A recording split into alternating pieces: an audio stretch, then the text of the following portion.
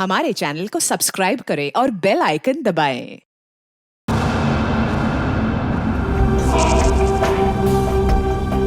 क्या हुआ? मौत को इतना नजदीक देखने से पांव कांपने लगे। एसीपी आज तक अपनी मौत को अपनी हथेली पर लेकर ही चला है, समझे? मौत से कभी डरा नहीं है वो। इतनी बड़ी बड़ी बातें हैं, अब बातों का वक्त नहीं है, अब एक्शन का वक्त है। कूदो एसीपी, छलांग लगाओ। 1 मिनट, लेकिन तुम पर कैसे विश्वास कर सकता हूँ कि मेरे कूदने के बाद तुम इन तीनों को छोड़ दोगे? तुम्हारे पास और कोई चारा भी नहीं। कूदो एसीपी।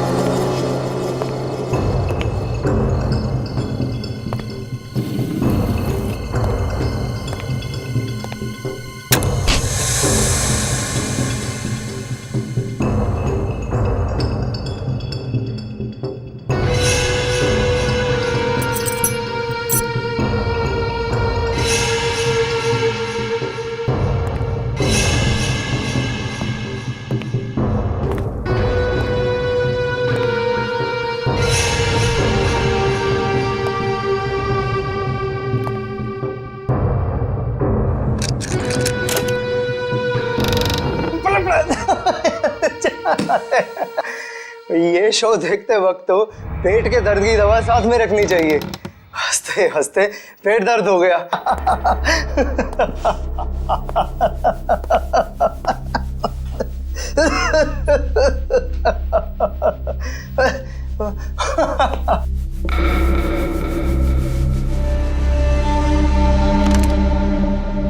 कौन है ये? प्रमोद, कौन है ये? बहुत खुशकिस्मत हो तुम। मौत से कुछ पल पहले इतनी हंसी और इतनी खुशी हर किसी को नसीब नहीं होती। कौन हो तुम? अंदर कैसे आए? मौत को अंदर आने के लिए किसी न्योते की जरूरत नहीं पड़ती है।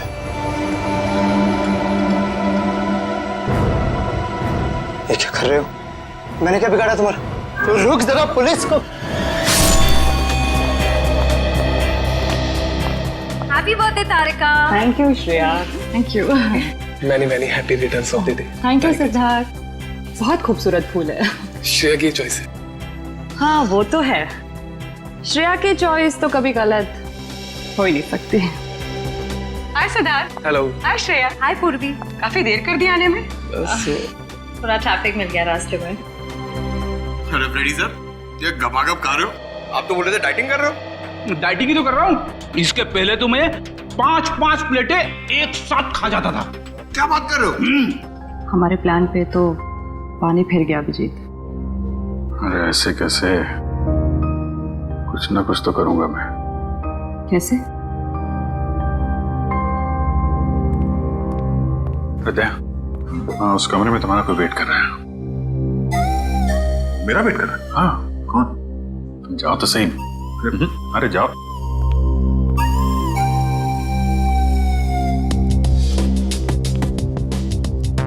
हे सिद्धार्थ, वो तुम्हें मेरी जासूसी नॉवेल्स की कलेक्शन देखनी थी ना? चलो दिखाती हूँ। चलो श्री। अरे कभी तो श्रेया को अकेले छोड़ो। ऐसी कोई बात नहीं है ना? चलो। इट्स ओके सिद्धार्थ, जाओ तो। चलो।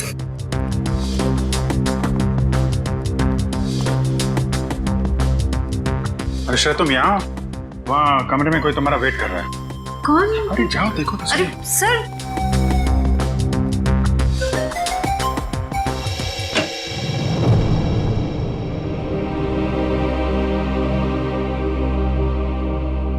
श्रेया, अच्छा किया तुम सिद्धार्थ को अपने साथ यहाँ ले आई। I am very sorry. उस दिन मैंने आपके साथ बहुत बुरा बिहेव किया था।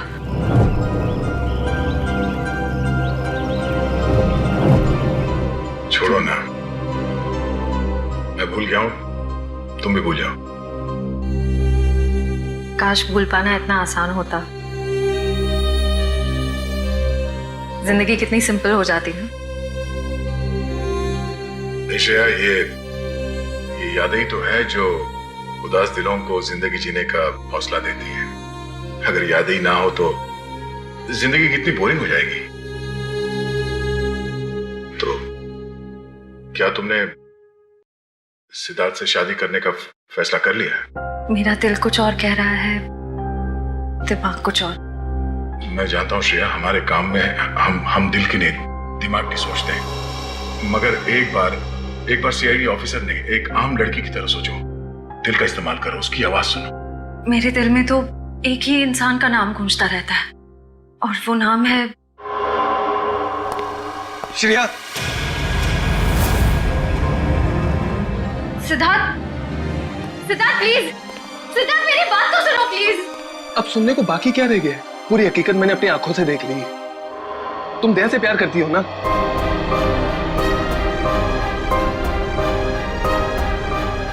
सिद्धार्थ, मैं इस बारे में तुमसे बात करने वाली थी। क्यों नहीं? सिद्धार्थ, काम इतना होता है, मौका ही नहीं मिला मुझे। मौका नहीं मिला? I just can't believe I heard that. Siddharth please मेरी बात तो सुनो। ये इतना आसान नहीं हो के। अपने आपको मेरी जगह रखकर तो सोचो, फिर पता चलेगा मैं किस अग्नि परीक्षा से गुजर रही हूँ।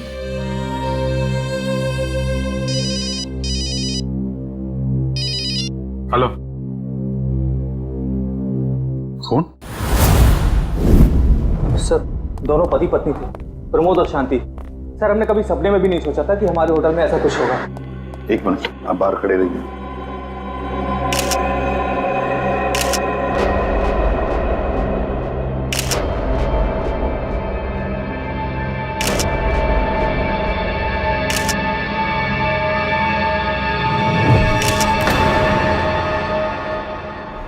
माय गॉड, दोनों की लाशें ऐसी इस अवस्था में। सर, इतने सारे केस सॉल्व किए, लेकिन इस तरह का केस कभी नहीं देखा। सर, लगता है ये दोनों खूनी से विनती कर रहे थे कि वो इन्हें छोड़ दे, मगर खूनी ने जरा भी दया नहीं दिखाई।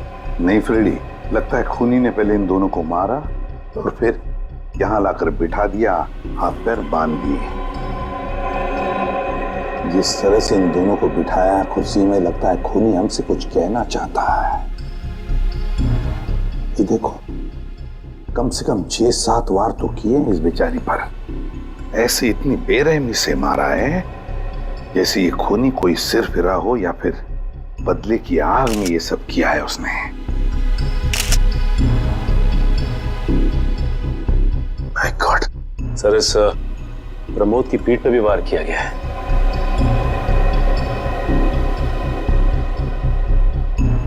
क्या हुआ? सर, इसकी सांसें चल रही है, जिंदा ही। प्रमोद जिंदा है? तुम्हें जल्दी से इसे हॉस्पिटल ले जाओ, इसका जिंदा रहना बहुत जरूरी है। संभाल के, सुन के चल। आजा।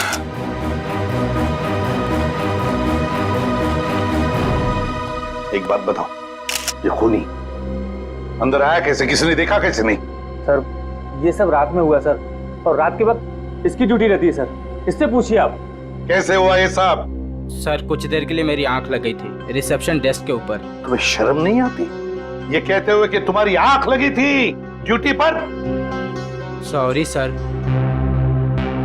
एक बात बताओ, ये दोनों प्रमोद और शांति कब से रह रहे तुम्हारी होटल में? सर, पिछले 6 दिनों से रह रहे थे, और आगे भी 1 महीने रहने का प्लान था सर। क्यों, कुछ बताया इन्होंने? सर, प्रमोद जी की नई नौकरी लगी थी, नासिक से इस शहर में नए आए थे, उन्हें अपना घर नहीं मिला, इसीलिए होटल में रह रहे थे सर। ठीक है, जाओ। वंश, प्रमोद और शांति, इन दोनों की पूरी जानकारी चाहिए मुझे।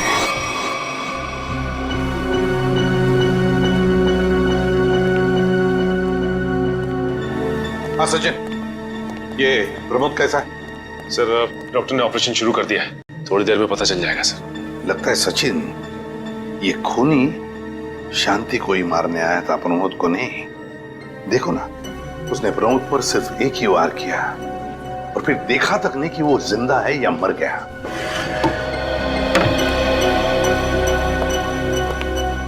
डॉक्टर साहब, कैसा है प्रमोद? हमने प्रमोद को बचा तो लिया है, मगर क्या? वो कोमा में चले गए हैं। कोमा में? लेकिन डॉक्टर साहब, प्रमोद को होश तो आ जाएगा ना? हम तो अपनी तरफ से पूरी कोशिश करेंगे, मगर कुछ कहा नहीं जा सकता।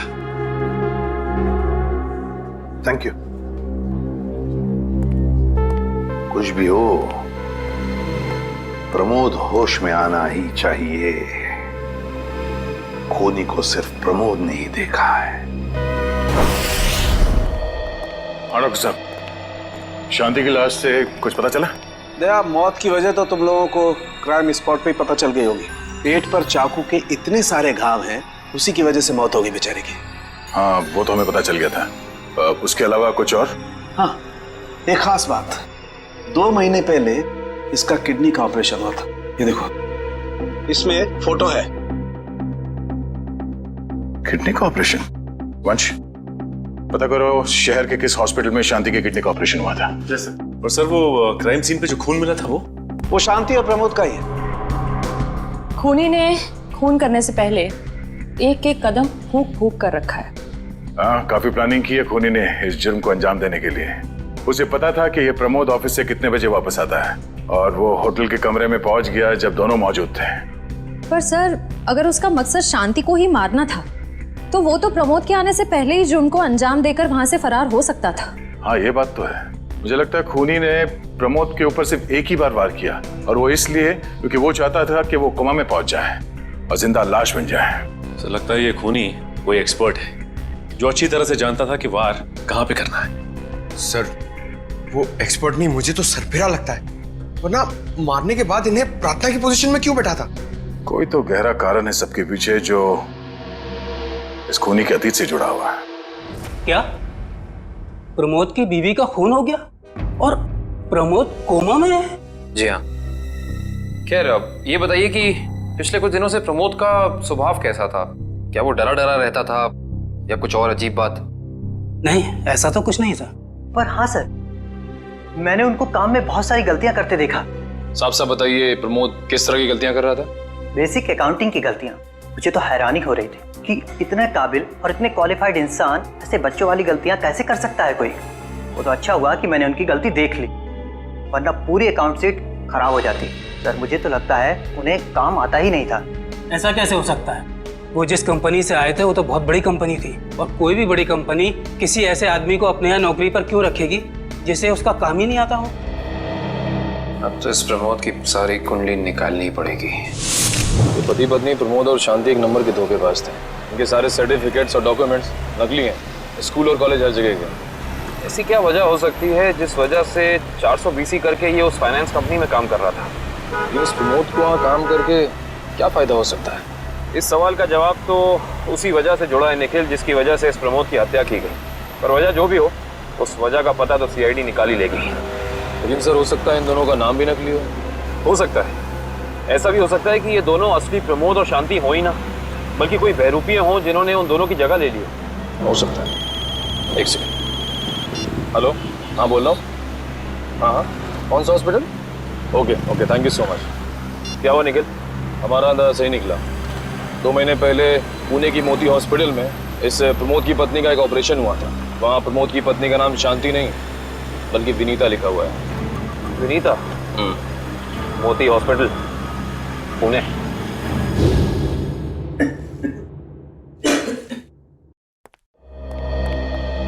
एक्सक्यूज मी, एक वक्त पे सिर्फ एक ही मरीज अंदर आएगा? हम लोग CID से। CID? मगर यहाँ मुजरिम कौन है? इसी की तलाश है हमें। एक्चुअली आपके हॉस्पिटल में 2 महीने पहले एक ऑपरेशन हुआ था, उसी के बारे में कुछ जानकारी चाहिए हमें। किसका ऑपरेशन? ये दोनों आपके हॉस्पिटल में आए थे? ये तो मिसेस विनीता कुमार हैं। हाँ, मिसेस विनीता कुमार। और ये इनके पति, इनकी मौत हो गई? जी हाँ, विनीता कुमार का खून हो चुका है और उनके पति प्रमोद अब कोमा में है। डॉक्टर, ये बताइए कि मिसेस विनीता कुमार ने किडनी का ऑपरेशन कराया था ना? जी हाँ। हम उसके मेडिकल रिपोर्ट्स देख सकते हैं? यहाँ पे तो पति का नाम त्रिलोक कुमार लिखा है। मतलब त्रिलोक बन गया प्रमोद और विनीता बन गई शांति। इस पेपर में उनके घर का एड्रेस लिखा हुआ है।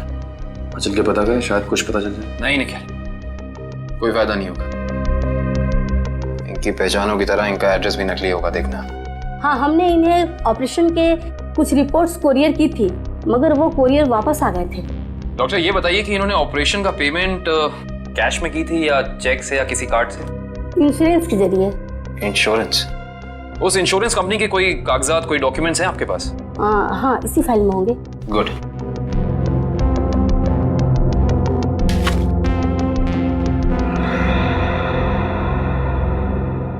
बिज हेल्थ इंश्योरेंस। अंकित, सभी अकाउंट्स और सभी खाते अच्छी तरह से बंद हो जाने चाहिए। कल शाम 5 बजे तक ऑडिटर आ जाएगा। हो जाएगा सर। कभी सपने में भी नहीं सोचा था कि हमारी कंपनी का अंत इतना बुरा होगा। ये किस अंत की बात कर रहे हैं आप लोग? जरा विस्तार से समझाइए। अगर आप अपने पैसे वापस लेने आए हैं तो भूल जाइए, क्योंकि जब तक अदालत अपना फैसला नहीं सुना देती तब तक हम किसी के रुपए वापस नहीं कर पाएंगे।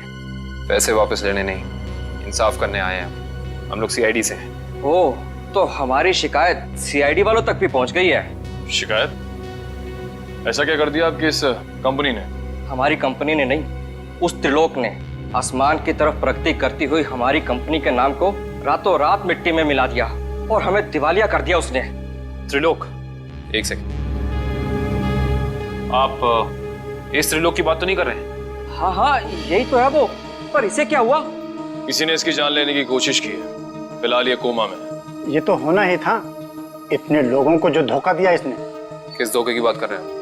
हमारी कंपनी के क्लाइंट्स को झूठे सपने दिखाकर कहा कि सबके पैसे एक ही महीने में 2 गुना कर दूंगा, पर सबके पैसे बटोरकर 9 तो 11 हो गया वो। और क्लाइंट हमारी कंपनी से पैसे वापस मांग रहे हैं। बैंकक्रप्ट हो गया। इतने सालों से कंपनी की बनी बनाई इज्जत मिट्टी में मिल गई। खोए हुए पैसे और खोई हुई इज्जत तो फिर से कमाई जा सकती है, पर खोई हुई जान तो वापस नहीं आ सकती ना। क्या त्रिलोक ने किसी की जान भी ली है? हाँ, हमारी कंपनी के सीईओ अनुज जी, जो कि सदमे को बर्दाश्त नहीं कर पाए और दिल का दौरा पड़ने से उनकी मौत हो गई। कहीं ये सारा हमला अनुज जी का कोई करीबी तो नहीं कर रहा है? अनुज जी की मौत का बदला लेने के लिए हो सकता है। अनुज जी के परिवार में कौन कौन है? उनकी पत्नी सुधा, जो कि अभी सदमे में है, और उनका बेटा विक्की। विक्की? इस विक्की का फोन नंबर दीजिए जरा। विक्की के फोन का सिग्नल यहीं आसपास बता रहा है। होगी? अच्छा, अभी भी मागाधर रोड की तरफ मुड़ा है। मागाधर?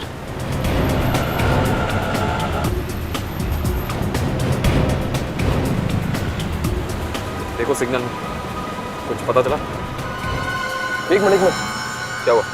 इस विक्की के फोन का सिग्नल यहीं आसपास बता रहा है। कहीं विक्की इस बाइक पे तो नहीं? हाँ सर, हो सकता है ये विक्की है। चेक करते हैं।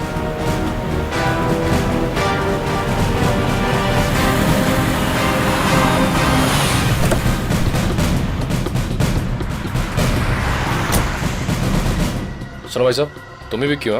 हाँ, और ये क्या बदतमीजी है? तुम लोग मेरा नाम कैसे जानते हो? तुम्हारा नाम और तुम्हारे सारे कारनामों के बारे में जानते हैं हम। सीआईडी। सीआईडी? इस शहर में क्या कर रहा है? हाँ? कुछ काम था, और तुम लोग मेरा पीछा क्यों कर रहे हो? बकवास बंद कर। दो खून करके भाग रहा हो, कह रहा है सीआईडी पीछा क्यों कर रही है?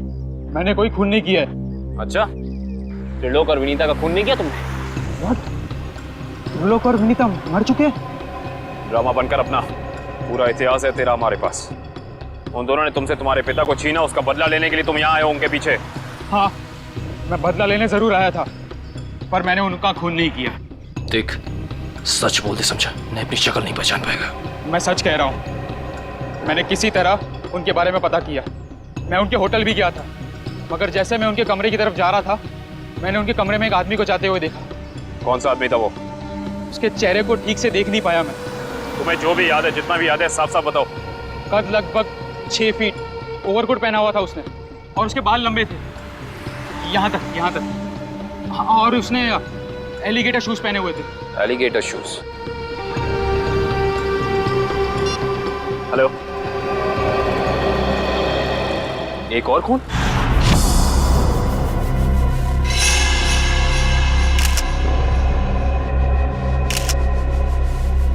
लाश ऐसे अजीब ढंग से क्यों बैठा है? कमाल है सर, पिछले वाले केस में खूनी ने उन दोनों को होटल में चाकू मारकर प्रार्थना वाली पोजीशन में बैठाया था, और इसे गोली मार के इस तरह से। लगता है दोनों का खूनी एक ही है। गोली सीधे माथे के बीचों बीच मारी है। अगर ये सीरियल किलर होता तो इसे भी चाकू से मारता सर, क्योंकि विनीता को उसने चाकू से मारा था, इसे तो गोली मारी है। हाँ, मगर लाशों को ऐसे एक ही ढंग से बिठाना क्या दो अलग अलग खूनी करेंगे? मुझे लगता है दोनों का खूनी एक ही है। और जिस वक्त इस तिग्मांशु का खून हुआ, लगता है खाना खाने ही वाला था।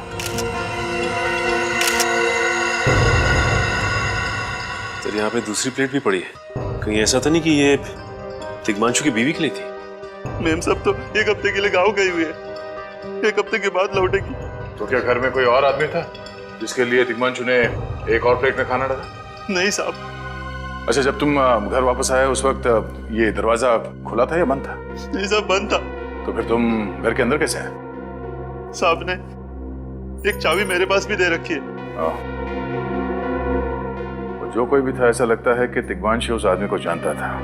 एक काम करो सचिन, पंकज, घर की अच्छी तरह से तलाशी लो, देखो कुछ मिलता है क्या।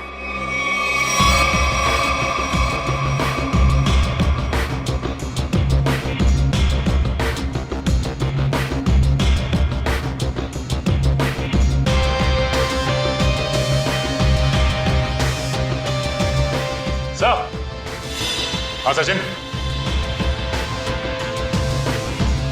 हाँ सचिन, ये देखिए सर, यहाँ से शीशा निकाला गया है, चिटकनी खोली गई है और यहाँ से बाहर जाने का रास्ता भी है। मतलब कोई अंदर यहाँ इस खिड़की से आया था? बस, लेकिन इस घर में तो सेफ्टी अलार्म भी है सर। अगर यहाँ से कोई अंदर आया है तो सेफ्टी अलार्म बजना चाहिए था और सिक्योरिटी गार्ड को भी अंदर आना चाहिए था। अब इसका जवाब तो सिक्योरिटी गार्ड ही देगा।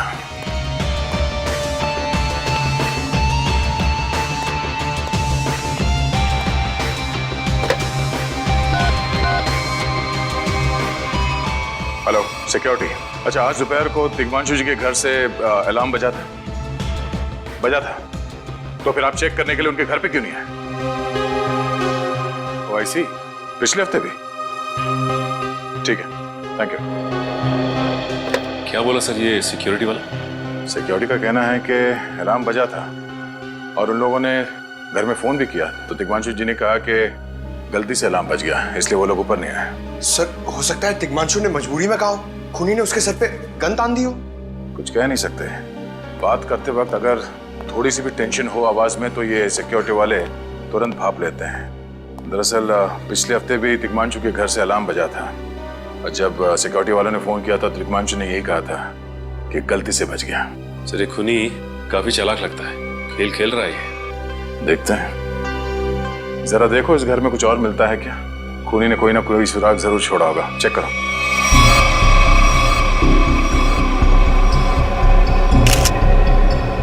सर एक मिनट सर।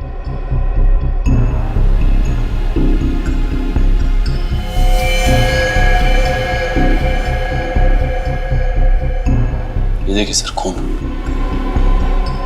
ये खून यहाँ कैसे? कहीं खूनी का तो नहीं है खून? ये तो डॉक्टर सालों के ही बताएंगे। वो खून किसका है ये अभी पता चल जाएगा। तारिक आती होगी रिपोर्ट लेकर के।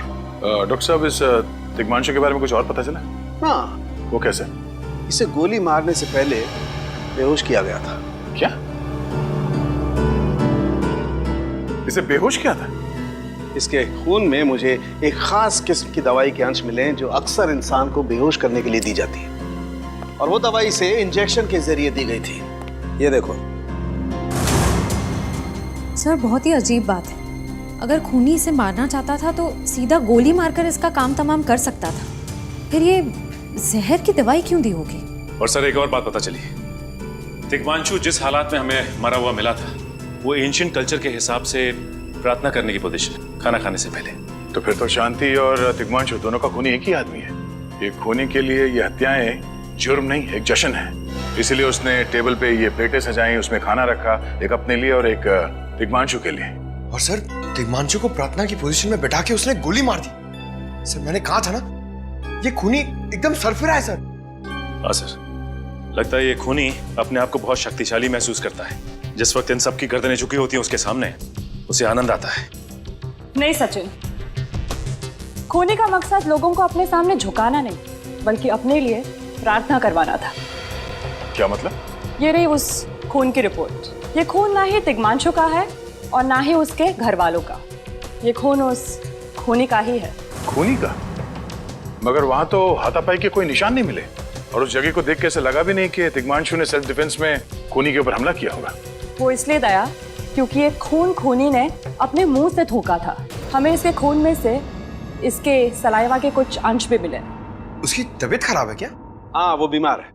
उसके खून में एथिमोलाइसिन नाम की दवाई का अंश मिले हैं और उसका कीमोथेरेपी हुआ था। इसका मतलब उसे कैंसर है, ब्रेन का कैंसर, लास्ट स्टेज का ब्रेन कैंसर। इसीलिए वो लोगों से अपने लिए प्रार्थना करवा रहा है ताकि उसकी बीमारी ठीक हो जाए। हमारे क्रिमिनल डेटाबेस में चेक करो, पता करो ये कोई पुराना पापी तो नहीं है। नहीं सर, उस खूनी का हमारे क्रिमिनल डेटाबेस में कोई रिकॉर्ड नहीं है। कोई इतिहास नहीं है? नहीं सर। सर तिग्मांशु की पूरी कुंडली निकाल के लाओ सर। प्रमोद की तरह इसकी पहचान भी नकली है। व्हाट? हाँ सर, ये देखिए, उसका असली नाम राकेश है और जिस तरह प्रमोद को चासू बीसी की आदत थी, ठीक उसी तरह राकेश भी भोली भाली लड़कियों को फंसाता था शादी के झांसे में। कई लड़कियों ने आत्महत्या किया इस तिग्मांशु और राकेश के चक्कर में। हाँ सर, शादी के बाद उनके पैसे लेके ये गायब हो जाता। सर इसका मतलब खूनी ने 2 ऐसे लोगों को मारा जो पहले से मुजरिम थे। शायद उसने सोचा होगा कि मरने से पहले कुछ अच्छे कर्म कर लूं। नहीं श्रेया, जरूर कोई रिश्ता रहा होगा उसका इन दोनों अपराधियों के साथ। पता करो इन दोनों अपराधियों का केस किस पुलिस स्टेशन में फाइल किया गया था? सर, ब्रेन कैंसर के जितने भी पेशेंट्स हैं शहर में, उन सबकी लिस्ट मिल गई है सर। कुल मिला के ऐसे 50 पेशेंट्स हैं, जिसमें से 10 पेशेंट्स ऐसे हैं जो कैंसर की लास्ट स्टेज पे हैं।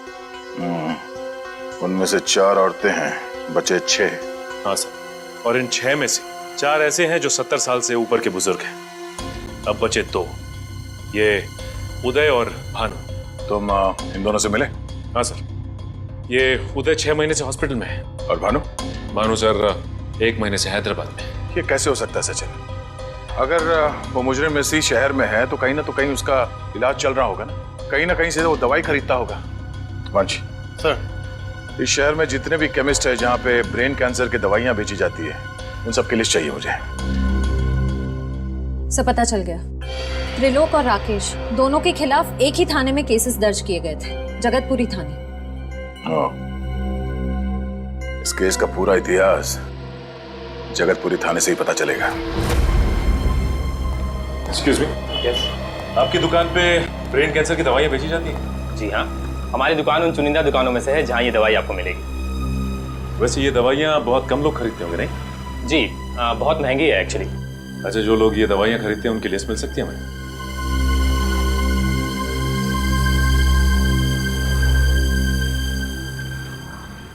ये रही वो लिस्ट।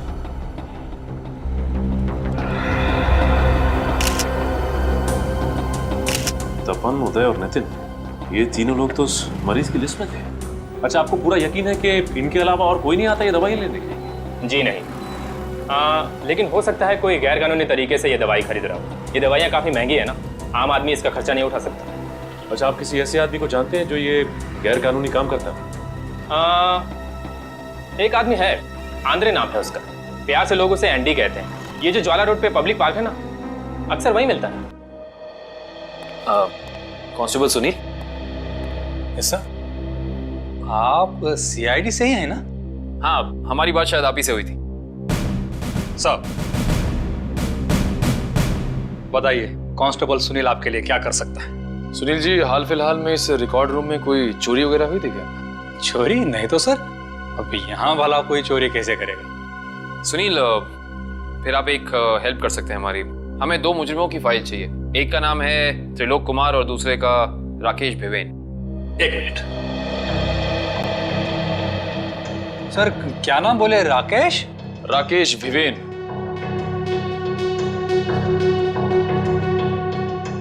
कमाल है, इसकी फाइल तो है नहीं यहाँ। अच्छा, वो दूसरा नाम क्या बोले? त्रिलोक? त्रिलोक कुमार। इसकी भी नहीं है? दोनों की फाइल्स नहीं। हाँ सर, लेकिन यहाँ पर चोरी की तो कोई घटना नहीं घटी। पता नहीं फाइलें गायब कैसे हो गई। सुनील, यहाँ याद करने की कोशिश करो, हाल ही में कोई दुर्घटना घटी थी क्या? पिछले महीने ऑफिस एरिया में आग लग गई थी, तो अच्छा हुआ फायर ब्रिगेड वाले जल्दी आ गए और हमारे रिकॉर्ड्स नष्ट नहीं हुए। जरूर ये आग भी जानबूझकर लगाई गई थी। आग लगने की वजह क्या थी? वो बताया गया कि मेन स्विच बोर्ड के अंदर शॉर्ट सर्किट हुआ था। कोई इलेक्ट्रिशियन भी आया था काम करने के लिए। जरूर वहीं छेड़छाड़ की गई है। उस इलेक्ट्रिशियन का कोई आता, कोई पता, कोई कांटेक्ट है? दूसरे कांस्टेबल के पास था, लेकिन वो तो रिटायर होकर गांव चले गए। हाँ, कोई बात नहीं।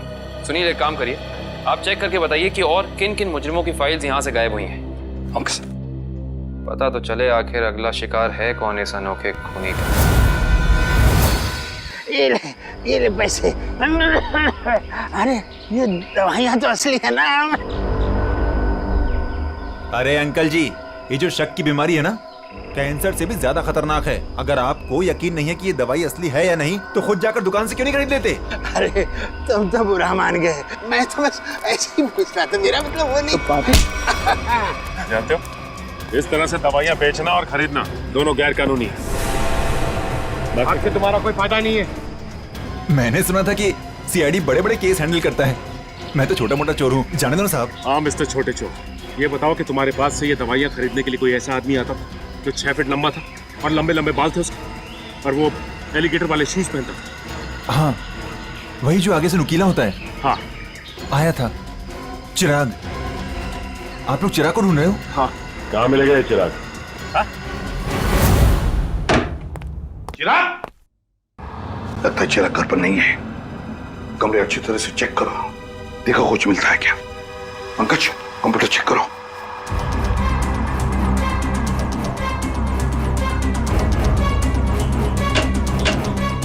सर, ये देखिए, पूरी अलमारी गन्स और चाकू से भर रखी इस चिराग ने। My God.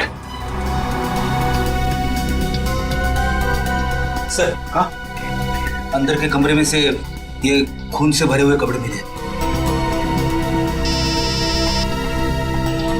Police record room से फोन है। हेलो जी, कहिए। कौन? संदीप, स्वाधीन और हिम्मत। ओके, ठीक है। कौन है ये लोग? सर, त्रिलोक और तिग्मांशु की तरह इन तीनों की फाइल भी चोरी हुई है पुलिस रिकॉर्ड रूम से। मतलब अभिजीत, अब ये चिराग इन तीनों में से किसी एक को मारने वाला है। सर एक सेकंड, ये देखिए सर, इस कंप्यूटर की फाइल में इन तीनों की फाइल है। सर, ये तीनों भाई हैं और बदमाश भी हैं, और इन्होंने 3 खून किए हुए हैं सर। यहाँ पे 2 एड्रेस है, एक चीकूवाड़ी और एक चारको। चारको पर चीकूवाड़ी। एक काम करते हैं अभिजीत, हम दोनों चीकूवाड़ी चलते हैं और तुम लोग तीनों भी चारको चले जाओ। Yes sir. हाँ सर। चलो अभिजीत।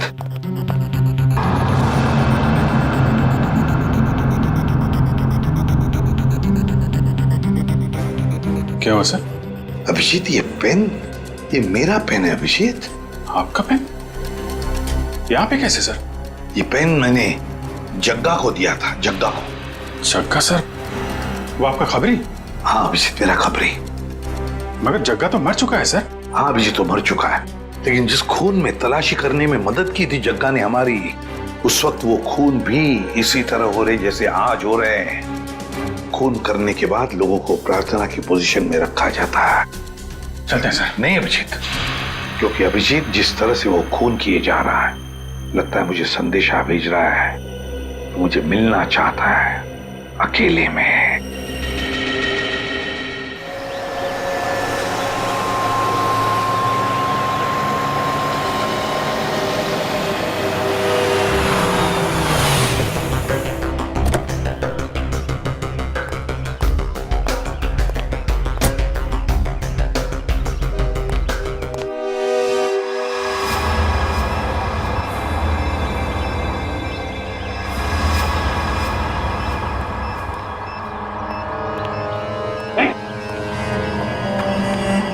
प्लीज हमें बचा लीजिए, किसी तरह हमें मार डालेगा। घबराओ मत, मैं इसे भी प्रद्युम्न हूं, कुछ नहीं होने दूंगा तुम्हें। इनकी बातों को ज्यादा सीरियसली मत लेना, इन्हें तो झूठे वादे करने की आदत है, और इतनी बड़ी बड़ी बातें करने से पहले एसीपी जरा मेरा इंतजाम तो देख लो। बस रिमोट के इस बटन को दबाना है और ये तीनों हमेशा के लिए बूम धरती से गायब। क्यों कर रहे हो तुम ये? क्या गलत कर रहा हूँ? हाँ बोलो। पर ये तीनों तो वैसे भी कानून से भागे हुए अपराधी है ना, तो इन्हें मारकर क्या गलत कर रहा हूँ मैं? इन्हें सजा देने का हक तुम्हारा नहीं, सिर्फ कानून का हक ही है। बस यही तो प्रॉब्लम है, जब तक तुम कानून में हो कुछ नहीं हो सकता। क्या क्या चाहते हो तुम मुझसे? पहले अपनी ये गन मुझे दो। एसीपी, मुझे अपनी गन दो, वरना मैं ये रिमोट दबा दूंगा। एसीपी, मैं 3 तक गिनूंगा। 1 2 3। नहीं,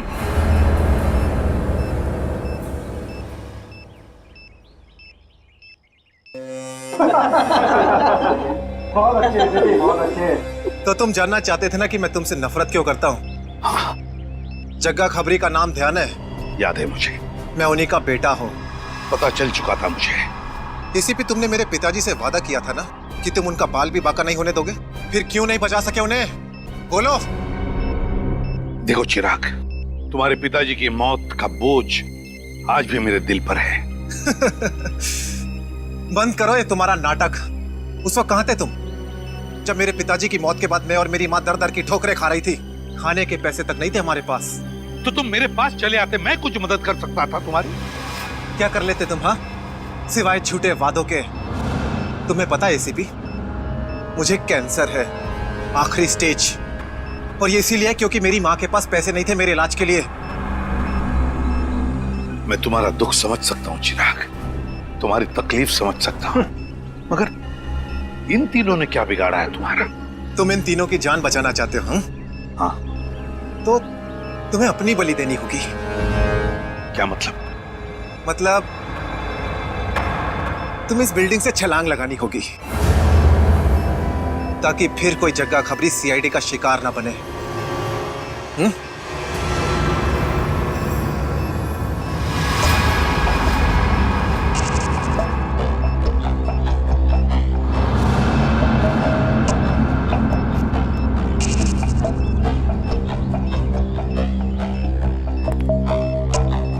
ठीक है, मंजूर है।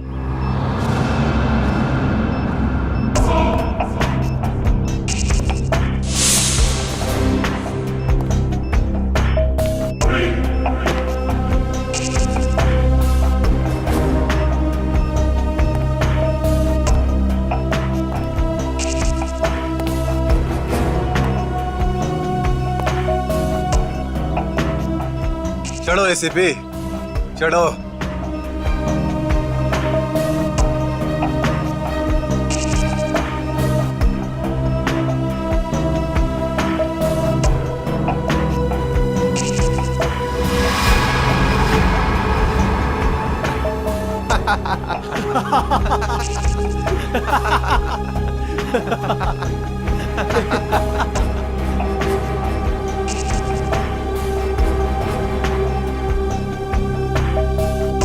ऊपर जाकर मेरे पिताजी से माफी जरूर मांग लेना।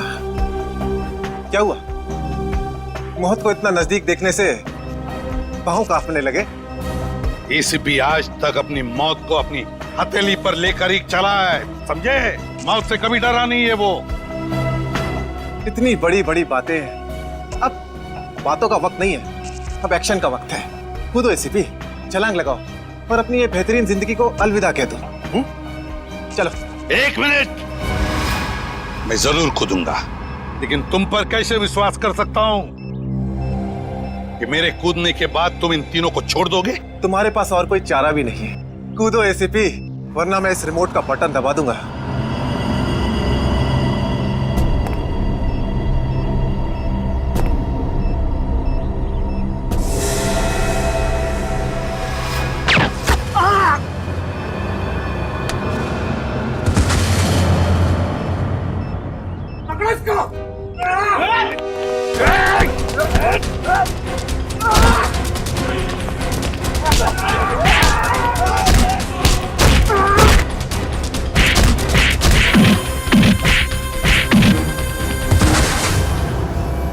बस मिस्टर चिराग, बहुत चला लिया न्याय की अदालत।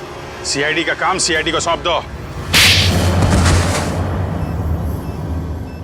रेडी? पंकज, उन तीनों के शरीर से बॉम्ब हटा दो संभाल के। और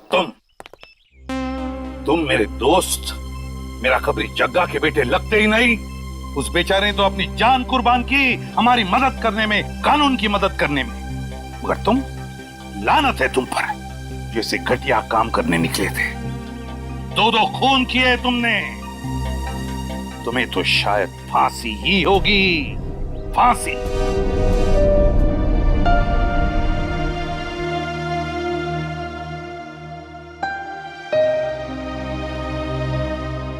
बड़े बुजुर्ग कह गए कि अगर कोई चिंता सताए तो उस चिंता को अपने कलेजे के अंदर अंगार बनने नहीं देना चाहिए। कलेजा जल जाता है। मुझे कोई चिंता नहीं सता रही है। In fact I think I am the luckiest girl in the world right now. CID में सब मेरे काम से खुश हैं। मेरे पास तुम दोनों जैसे दोस्त हैं। मेरी शादी होने वाली है। एक लड़की को और क्या चाहिए होता है? शायद प्यार। प्यार भी तो है ना मेरे पास। मम्मी पापा का प्यार, दोस्तों का प्यार और सिद्धार्थ का प्यार। जुबान की बात दिल से मेल नहीं खा रही है श्रेया। मतलब ये कि दिल की बात जुबान पे लाने का वक्त आ गया है श्रेया।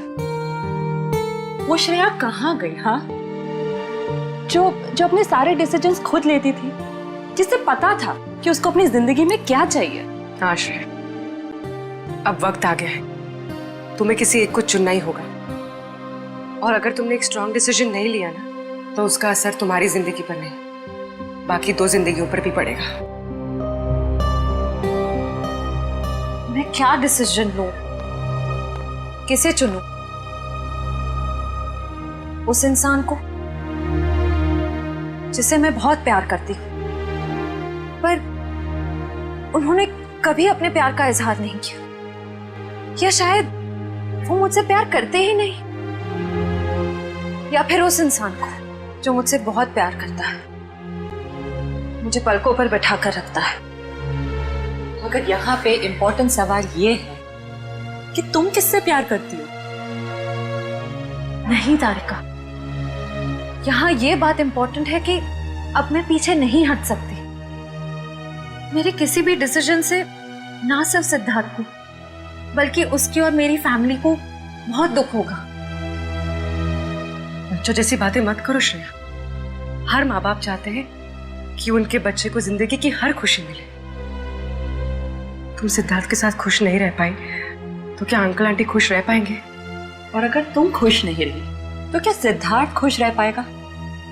तुम्हारा एक कदम श्रेया बहुत सारी जिंदगियों को अफेक्ट करेगा। तुम बस दिल से काम लो। देखो, दिल हमेशा सही रास्ता दिखाता है। ठीक है, अब से मैं अपने दिल की बात सुनूंगी। अगर मैं किसी भी कदम पर कमजोर पड़ जाऊं तो तुम दोनों को मुझे सही रास्ता दिखाना होगा। हाँ, लेकिन एक शर्त पे। कैसी शर्त? तुझे आइसक्रीम खिलानी पड़ेगी। Of course.